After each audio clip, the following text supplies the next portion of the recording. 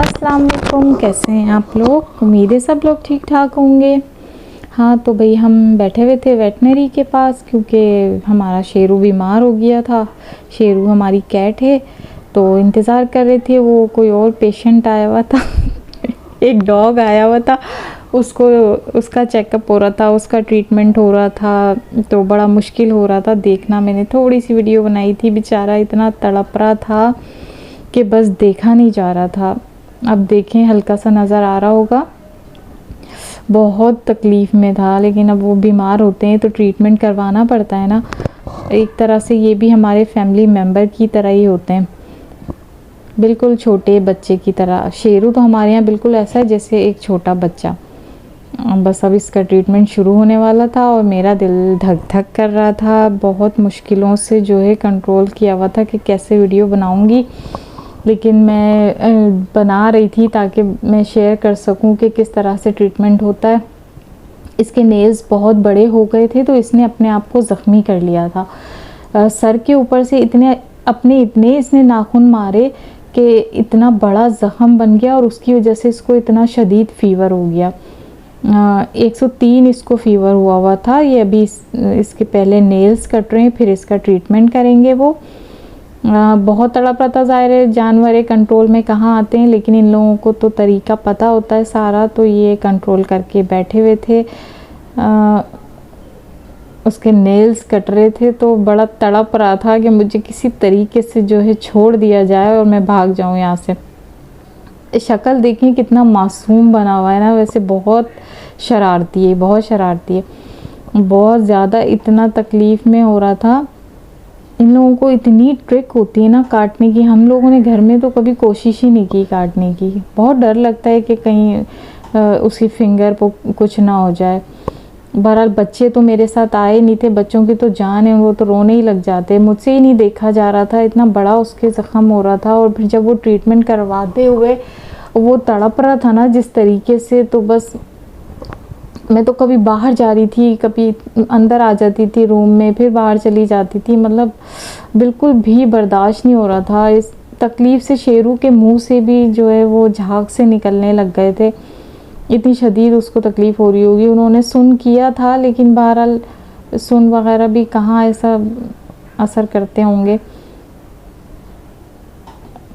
अंदर तक उन्होंने उसकी खाल को काट के और अंदर से बिल्कुल दवा डाला था, फिर पूरा पहले क्लीन किया उसको। ये देखें उसकी खाल कट रही है। पहले उस पूरे बाल भी साइडों के उसके सारे बाल भी काट दिए थे। अंदर से उसको क्लीन करेंगे और फिर उसमें दवा लगाएंगे। इतना मचल रहा था ना, मैं तो बस बाहर चली गई थी बस थोड़ी सी ये वीडियो बना के, क्योंकि मुझसे देखा ही नहीं जा रहा था। अब ये बिल्कुल लास्ट का ट्रीटमेंट चल रहा है।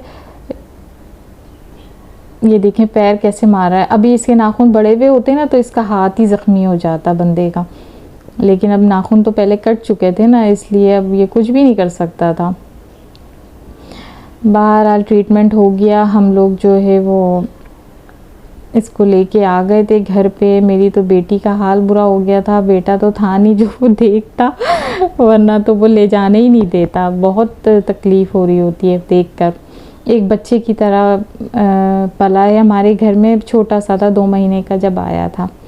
बहरहाल अब हो गया था, अब इसको लेके जा रहे थे अपने घर जल्दी जल्दी, ताकि जो है सुकून में आए घर पे जाके। जब भी ये बाहर निकलता है ना तो बहुत परेशान हो जाता है कि ये मुझे कहाँ लेके जा रहे हैं। बेड के नीचे घुस जाएगा, किसी भी चीज़ के नीचे जाके छुप जाता है ताकि ये मुझे लेके ना जाएं।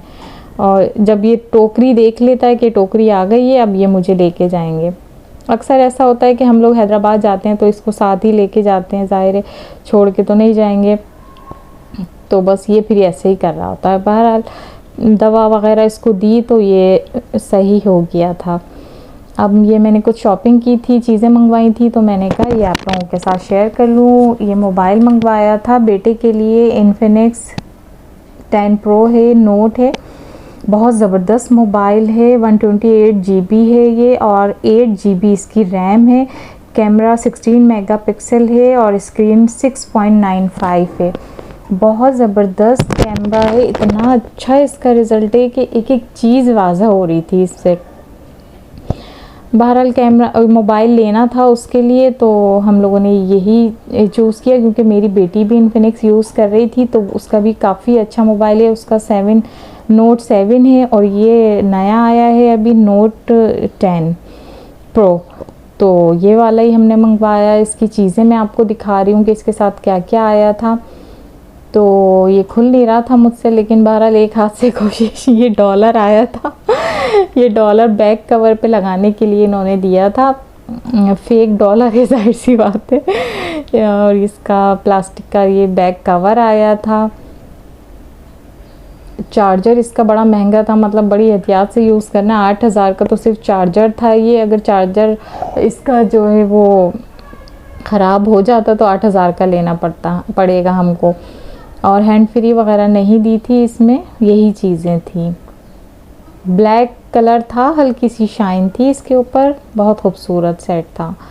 अब ये मैं अपने कपड़े दिखा रही हूँ। 3 सूट मैंने लिए थे। ये गुल अहमद का ब्लू चुनरी का था, सिले नहीं है अभी, जब सिल जाएंगे तो मैं आपके साथ ज़रूर शेयर करूँगी। तो मैंने कहा ये लिए हैं तो चलें दिखा देती हूँ। दुपट्टा और इसका शर्ट चुनरी स्टाइल में था, बहुत प्यारा। ये तवक्कल का था, टाई एंड डाई का सूट है ये भी बहुत प्यारा लग रहा था। पर्पल चुनरी का इसका दुपट्टा है और फुल ये इस तरह का सूट है। कोई रेशमी टाइप, हल्का सा कॉटन सा जॉर्जेट टाइप का कपड़ा था। ये कॉटन या लॉन का नहीं था, कॉटन जॉर्जेट था। बहरहाल सिलेगा तो पता चलेगा कि कैसा लग रहा है। वैसे तो बहुत प्यारा लग रहा था। एक तवक्कल का मैंने ये सूट लिया था। ये येलो एम्ब्रॉयडरी वाली शर्ट थी और इसका लाइट फ्रोज़ी ब्लू से कलर का ट्राउज़र था और दुपट्टा शिफॉन का था। बहुत प्यारे सूट लग रहे थे। अब मैं ये सिलवा लूँगी तो आप लोगों के साथ शेयर करूँगी कि कैसे इनकी डिज़ाइनिंग करती हूँ।